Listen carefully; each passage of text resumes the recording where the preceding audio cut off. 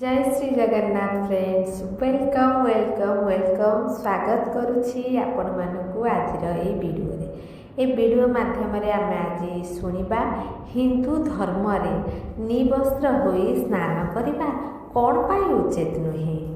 जमा भी वीडियो को स्किप करेंगे, लास्ट पर्यंत शुणिबे। आ वीडियो रे जदि मोर किछि भूल थिबो ताल निश्चित कमेंट माध्यम रे जणेबे। जदि चैनल रे नुआ थिबे चैनल को सब्सक्राइब करिवे। चलतु वीडियो को आरंभ करिबा। हिंदू धर्म रे निवस्त्र स्नान करिबा कोन पाई उचित नुहे। दिने भगवान श्रीकृष्ण माता लक्ष्मी सहित हरिद्वार रे भ्रमण करुथिले। माता लक्ष्मी देखिले सबु मनीष गंगारे गाधोइबा बेले हर हर गंगा कही गाधोउथिले, किंतु सबु लोक दुखी एवं चिंतित थिले। सेउठु माँ लक्ष्मी आश्चर्य होई भगवान विष्णु को पचारिले, स्वामी गंगारे एते थर गाधोइबा परे भी एमानकर दुख एवं पाप काहींकि नाश हेउनाही? कौन गंगार सत्यता किछि नाही? विष्णु कहिले, गंगार तो सेही सामर्थ्य अछि, किंतु एही लोक माने पाप नाशिनी गंगारे स्नान ही करुनाहांती। तेबे तांकु केमिति मुक्ति मिलिबो? माँ लक्ष्मी आश्चर्य होई कहिले, केमिति स्नान करुनाहांती? सबु लोक तो आमरी सामनारे गाधोइकी जाउछंती, ए पर्यंत तांकर शरीर भी सुखी नाही। भगवान विष्णु कहिले, हे एही लोक माने तो केवल पानी रे बुड़ पकाई आसुछंती। तुमको मु काली एहार रहस्य कहिबी। परदिन जोर रे वर्षा हेला, सबु गली रे पानी कादुओ भरीगला। गोटिए ओसारिया रास्ता रे गोटिए बड़ खाल होईगला। सबुआड़े खाली कादुओ ही कादुओ थिला। भगवान विष्णु गोटिए लीला रचिले। सीए निजे गोटिए बुढ़ार रूप धारण कले एवं सेही खालरे जाई पड़ीगले। माँ लक्ष्मी को बुझाई निज पाखरे बसाई देले एवं कहिले, शुण तुमे लोक मानकु डाकी डाकी कुह जे मो स्वामी खालरे पड़ी जाइछंती। किए पुण्यात्मा अछ मो स्वामी को बाहर करी तांकर प्राण बंचाओ एवं आम असहाय दंपति को बंचाई साहाय्य कर। भगवान विष्णु एही कथा बुझाई देले कि जे कौनसी व्यक्ति एही खालरू मते बाहर करबाकू जाउथिबो समय रे केवल एतिकी कहिदेब, मो स्वामी निष्पाप अटंती। तांकु सेही व्यक्ति ही छुईबे जे स्वयं निष्पाप होइथिबे। जदि आपण निष्पाप अछंती तेबे तांकु हाथ लगांतु, नहले आपण हाथ लगाइबा मात्रे स्वयं भस्म होइजिबे। सेउठु माता लक्ष्मी सेही खाल पाखरे बसीगले। लोक माने शुणाइबा भली भगवान विष्णु जहा कहिथिले सेहीपरि कहिले। गंगारे गाधोई सारी लोक माने दल दल होई आसुथिले। एही सुंदर युवती को एकुटिया देखि किछि लोकंक मनरे पाप आसिला एवं किछि लोकंक मनरे धर्मर भय रहिला एवं किछि लोक आईन को डरिले एवं आउ किछि लोक माँ लक्ष्मी को एही कथा कहिकी गले, मरिबाकू दियो, एही बुढ़ा को काहींकि सेठी बसी कांदुछ। आउ किछि दयालु एवं चरित्रवान पुरुष युवतीर स्वामी को बाहर को आनिबा पाई चाहिए, किंतु लक्ष्मीकर कथा सुनी सेमाने रहीगले। सेमाने भाबिले, आमे गंगारे गाधोई आसिले कौन हेबो? आमे तो पापी, जदि आमे सहायता करुथिबा समय भस्म होई जिबु। तांको पाखकु सहायता करबाकू बहुत लोक आसिले, किंतु केही भी साहस करि पारिले नाही। संध्या हेला, तापरे भगवान विष्णु माँ लक्ष्मी को कहिले, देखिल केही आसिले? सत्य मनरे गंगारे गाधोइबा व्यक्ति କିଛି ସମୟ ପରେ ଜଣେ ଯୁବକ ହାତରେ ଗୋଟିଏ ପିତ୍ତଳ ଢାଳ ଧରି ହର ହର ଗଙ୍ଗେ କହି ଆସିଲା। ମା ଲକ୍ଷ୍ମୀ ତାକୁ ବି ସେହି କଥା କହିଲେ। ସେହି ଯୁବକର ହୃଦୟ କରୁଣାରେ ଭରିଗଲା। ସିଏ ଭଗବାନ ବିଷ୍ଣୁଙ୍କୁ ବାହାରକୁ କାଢ଼ିବା ପାଇଁ ବାହାରିଲେ। ଲକ୍ଷ୍ମୀ ତାଙ୍କୁ ଅଟକାଇ କହିଲେ, ତୁମେ ଯଦି ନିଷ୍ପାପ ନୁହଁ ତାହେଲେ ମୋ ସ୍ୱାମୀକୁ ଛୁଇଁଲେ ତୁମେ ଭସ୍ମ ହୋଇଯିବ। ସେହି ବ୍ୟକ୍ତିଟି ବିଚଳିତ ନ ହୋଇ ମା ଲକ୍ଷ୍ମୀଙ୍କୁ କହିଲେ, ମାତା, ମୋ ନିଷ୍ପାପ ହେବାରେ ତୁମର ସନ୍ଦେହ କାହିଁକି ହେଉଛି? ଦେଖାଯାଉନାହିଁ ମୁଁ ଏବେ ଗଙ୍ଗାରୁ ଗାଧୋଇକି ଆସିଛି। ଏବେ ତୁମ ସ୍ୱାମୀଙ୍କୁ ବାହାରକୁ ଆଣୁଛି। ଏତିକି କହି ଯୁବକଟି ବୁଢ଼ା ଲୋକଟିକୁ ଉପରକୁ ଉଠାଇ ଆଣିଲା। ଭଗବାନ ବିଷ୍ଣୁ ଏବଂ ମା ଲକ୍ଷ୍ମୀ ସେହି ନିଷ୍ପାପ ବ୍ୟକ୍ତିକୁ ନିଜର ପ୍ରକୃତ ରୂପରେ ପ୍ରକଟ ହୋଇ ତାଙ୍କୁ ଆଶୀର୍ବାଦ କଲେ। ଭଗବାନ ବିଷ୍ଣୁ ମା ଲକ୍ଷ୍ମୀଙ୍କୁ କହିଲେ, ଏତେ ସାରା ଲୋକଙ୍କ ଭିତରେ କେବଳ ଏଇ ଜଣେ ଲୋକ ହିଁ ଗଙ୍ଗା ସ୍ନାନ କରିଛି। ଏହି ଦୃଷ୍ଟାନ୍ତରୁ ଜଣାପଡ଼ିଲା, ଯେଉଁ ଲୋକ ବିନା ଶ୍ରଦ୍ଧା ବିନା ବିଶ୍ୱାସରେ କେବଳ ନିଜର ଦମ୍ଭ ପାଇଁ ଗଙ୍ଗା ସ୍ନାନ କରେ ତାକୁ କେବେ ବି ଫଳ ପ୍ରାପ୍ତି ହୁଏ ନାହିଁ।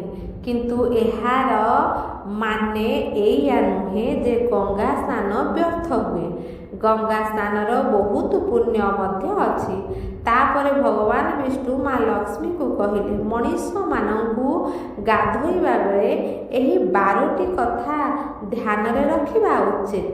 ମା ଲକ୍ଷ୍ମୀ କହିଲେ, ପ୍ରଭୁ ଆପଣ ସେହି 12ଟି କଥା କୁହନ୍ତୁ। ତାପରେ ଭଗବାନ ବିଷ୍ଣୁ କହିଲେ, ଏଇ 12ଟି କଥା କହିସାରିବା ପରେ ମୁଁ ତୁମକୁ ଆହୁରି ଗୋଟେ କଥା କହିବି। ଯେଉଁ ବ୍ୟକ୍ତି ନିବସ୍ତ୍ର ହୋଇ ଗାଧୋଇଥାଏ ଏହି କଥା ତାଙ୍କ ପାଇଁ ବହୁତ ଜରୁରୀ ଅଟେ। ହେ ଦେବୀ, ଆପଣ ଏହି କଥାକୁ ଧ୍ୟାନ ଦେଇ ଶୁଣନ୍ତୁ। ତାପରେ ଭଗବାନ ବିଷ୍ଣୁ ତାଙ୍କର କଥା ଆରମ୍ଭ କଲେ। ଭଗବାନ ବିଷ୍ଣୁ କହିଲେ, ଗାଧୋଇବା ଦ୍ୱାରା ଶରୀର ନିରୋଗ ରହିଥାଏ ଏବଂ ମନ ପ୍ରସନ୍ନ ରହିଥାଏ। ଗାଧୋଇବା ସମୟରେ ଏହି କଥା ସବୁ ନିହାତି ଭାବରେ ଧ୍ୟାନ ରଖିବା ଦରକାର। ନମ୍ବର 1, ଗାଧୋଇବା ପରେ ଆମେ ଶୁଦ୍ଧ ହୋଇ ପୂଜା ପାଠ କରୁଛନ୍ତି, ତେବେ ପ୍ରତ୍ୟେକ ଦିନ ସକାଳୁ ଗାଧୋଇବା ଆବଶ୍ୟକ। ନମ୍ବର 2, ଶାସ୍ତ୍ରରେ କୁହାଯାଇଛି ଗାଧୋଇବା ପରେ ଆମକୁ ଏହି 8ଟି ଗୁଣ ପ୍ରାପ୍ତ ହୋଇଥାଏ: ରୂପ, ତେଜ, ବଳ, ପବିତ୍ରତା, ଆୟୁ, ଆରୋଗ୍ୟ, ସୁବିଚାର, ନିରୋଗ। ନମ୍ବର 3, ଧନ, ପୁଷ୍ଟି, ଆରୋଗ୍ୟ ଏବଂ ସ୍ୱାସ୍ଥ୍ୟ ଚାହିଁବା ବ୍ୟକ୍ତିଙ୍କୁ ସବୁଦିନ ଗାଧୋଇବା ଦରକାର। ନମ୍ବର 4, ଶାସ୍ତ୍ରରେ କୁହାଯାଇଛି ସକାଳୁ ଗାଧୋଇବା ଦ୍ୱାରା ପାପର ନାଶ ହୋଇଥାଏ ଏବଂ ପୁଣ୍ୟ ମିଳିଥାଏ। ଏମିତି ବି କୁହାଯାଇଛି ସକାଳୁ ଗାଧୋଇବା ଦ୍ୱାରା ନକାରାତ୍ମକ ଶକ୍ତି ପାଖକୁ ଆସେ ନାହିଁ। ସେଥିପାଇଁ ସକାଳୁ ଗାଧୋଇବା ଉଚିତ। ନମ୍ବର 5, କୌଣସି ରୋଗରେ ଆକ୍ରାନ୍ତ ହୋଇଥିଲେ ମୁଣ୍ଡ ତଳକୁ ଗାଧୋଇବା ଦ୍ୱାରା କିମ୍ବା ଓଦା କପଡ଼ାରେ ଶରୀରକୁ ପୋଛି ନେବା ଦରକାର। ନମ୍ବର 6, ସକାଳୁ ସୂର୍ଯ୍ୟୋଦୟ ପୂର୍ବରୁ ଗାଧୋଇବାକୁ ଶ୍ରେଷ୍ଠ ଗାଧୁଆ କୁହାଯାଇଥାଏ। ତେଲ ଲଗାଇ ନଦୀରେ ଅଧିକ ସମୟ ଗାଧୋଇବା ମନା। ନଦୀ କୂଳରେ ଘଷି ହୋଇ ନଦୀର ବୁଡ଼ ପକାଇବା ଗାଧୋଇବା ଦରକାର। ନମ୍ବର 8, ଯେଉଁ ଘାଟରେ ଲୁଗା ସଫା କରାଯାଉଥାଏ ସେହି ଜଳକୁ ଅପବିତ୍ର ମନାଯାଏ। ସେଥିପାଇଁ ସେହି ଘାଟରୁ କିଛି ଦୂରରେ ଯାଇ ଗାଧୋଇବା ଦରକାର। ନମ୍ବର 9, ନଦୀରେ 11 କିମ୍ବା 21 ଥର ବୁଡ଼ ପକାଇବା ଉଚିତ। ନମ୍ବର 10, ପବିତ୍ର ନଦୀମାନଙ୍କରେ କପଡ଼ା ଧୋଇ ସାରି କେବେ ବି ଚିପୁଡ଼ିବେ ନାହିଁ, ଏହା ଅଶୁଭ ହୋଇଥାଏ। ନମ୍ବର 11, ନଳର ଜଳ ତୁଳନାରେ ଝରଣାର ପାଣିଠୁ ଅଧିକ କୌଣସି ତୀର୍ଥସ୍ଥାନରେ ପାଣି ଏବଂ ତୀର୍ଥସ୍ଥାନଠୁ ଗଙ୍ଗା ଜଳ ଅଧିକ ଶ୍ରେଷ୍ଠ ହୋଇଥାଏ। ନମ୍ବର 12, गंगा माँ कहिछंती गाधोइबा समय कौनसी व्यक्ति जेउठु भी मते स्मरण करिब मु सेही जलरे आसीजिबि।